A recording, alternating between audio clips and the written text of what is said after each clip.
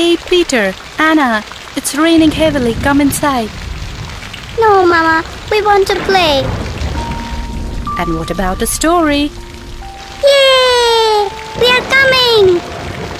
Mama, what story are you going to tell? Come, sit with me. I'm going to tell you the story named Snow White and the Seven Dwarfs. It was the middle of winter. The snow fell softly as a beautiful queen sat sewing by a window. As she gazed out at the wintry scene and watched a blackbird perching on a snow-covered branch, she pricked her finger with her needle. How I wish I had a daughter with skin as white as the snow, lips as red as my blood, and hair as black as a blackbird, she thought. Not long afterwards, the queen did indeed have a pretty baby girl who was just like the one she had wished for. The queen called her daughter Snow White.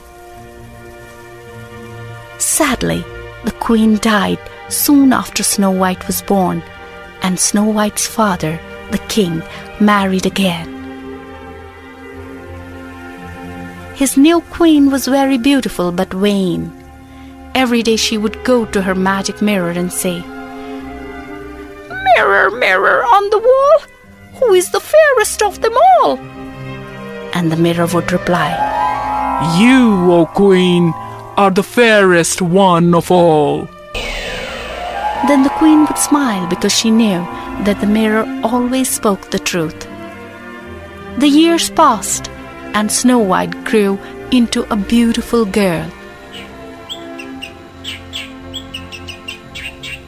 One day, the queen looked in the magic mirror and said, "Mirror, mirror on the wall, who is the fairest of them all?" And this time the mirror replied, You are fair, O Queen, it's true, but Snow White is fairer now than you. The queen was so angry and jealous that she decided Snow White must die at once. She sent for her huntsman and told him to take Snow White deep into the forest and kill her. He must then bring back her heart to prove she was dead. The huntsman led Snow White deep into the forest and drew. I will leave you here, but you must promise never to return home. Snow White agreed, so the huntsman left her and returned to the palace. On the way, he killed a deer and cut out its heart. He took this to the queen and pretended it was Snow White's heart. Poor Snow White wandered through the forest feeling tired, lonely, and very hungry. At last she reached a clearing and saw a little house. She tapped on the door, and when there was no answer, she went inside. There she saw a long, low table laid with seven.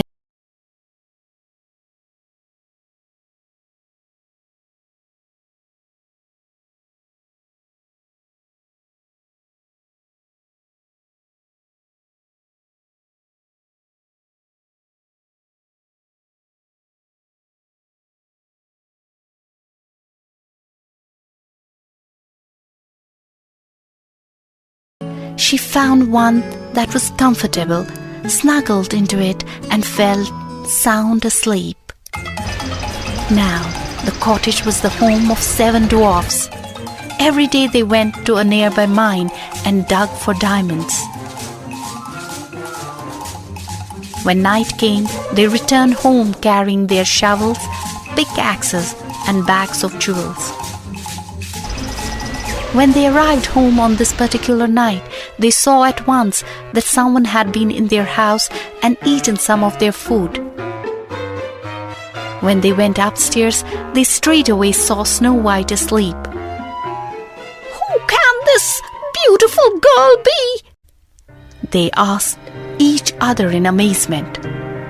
When Snow White woke up, she told them her story. The dwarfs felt so sorry for her that they invited her to stay with them and be their housekeeper. But they warned her that she must never open the door to anyone while they were away at the mine, in case the wicked queen found out she was alive and came to kill her. Snow White stayed with the dwarfs. She was very happy looking after them, and before long she forgot all about the wicked queen. The queen, meanwhile, believing Snow White to be dead, had not bothered to ask her magic mirror her usual question, but one day, as she stood combing her hair, the queen idly asked her mirror, "Mirror, mirror on the wall, who is the fairest of them all?" And the mirror promptly replied, "You, O Queen, are fair, it's true, but Snow White is fairer far than you. Deep within the greenwood shade, Snow White with dwarfs her home has made." The queen was furious, and realizing that the huntsman had tricked her, she decided to kill Snow White herself. She disguised herself as an old peddler woman and made her way to the dwarf's cottage. There she found Snow White sitting by the window. "Would you like to buy a pretty comb for your hair?" asked the queen in her sweetest tone of voice. Snow White quite forgot the dwarf's warning and ran to open the door. The queen showed her a beautiful comb made of tortoise shell and gold. "Let me comb your hair," offered the queen, and she drew the comb through Snow White's long, silky hair. But the comb had been dipped in deadly poison, and when the teeth grazed Snow White's scalp, she fell down as if dead. The queen ran off, laughing cunningly, leaving the comb in Snow White's hair. When the dwarfs returned from the mine, they found Snow White lying on the ground with the poisoned comb in her hair. They snatched it out, and as they did so, Snow White opened her eyes. When they heard what had happened, they told her that the peddler woman must have been the wicked queen in disguise, and begged her again never to open the door to strangers. The queen, back at her palace, rushed to her mirror and asked, "Mirror, mirror on the wall, who is the fairest one of all?" When the mirror replied, "O Queen, your poison was in vain, for Snow White is alive again." She was furious. Rushing to the cellar, she disguised herself once more, this time as a country woman with a basket of apples. On the top she placed one juicy apple, half of which she dipped in poison. The queen reached the dwarf's cottage just as Snow White was drawing water from the well.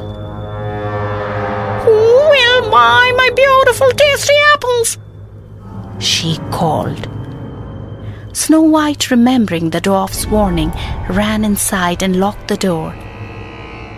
But then she thought that if she opened the window, nothing will happen. "Let me see your apples," she called, leaning out of the open window. "Taste this one, pretty lady, it's the best," said the queen sweetly, holding out the poisoned apple. Then, seeing Snow White hesitate, she cut the apple in half and ate the part she knew had no poison on it.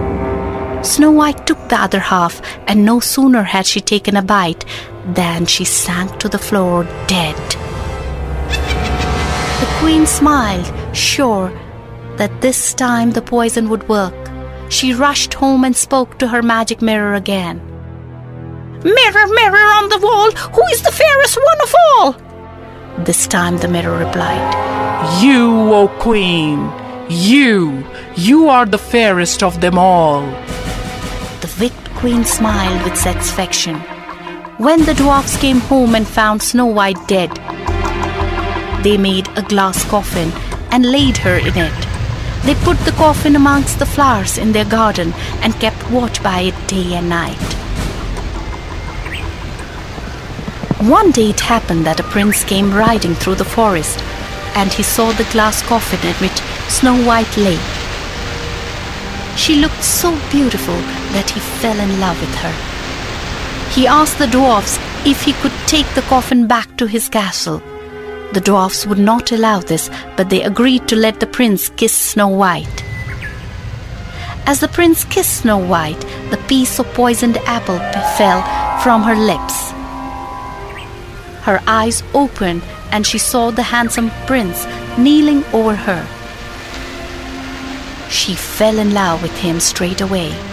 The dwarfs were overjoyed that she was alive once more, and even more delighted when the prince and Snow White agreed to marry. When the queen once again asked the mirror her favorite question, "Mirror, mirror on the wall, who is the fairest one of all?" it replied, You, O Queen, are the fair, it's true. But Queen Snow White is fairer still than you.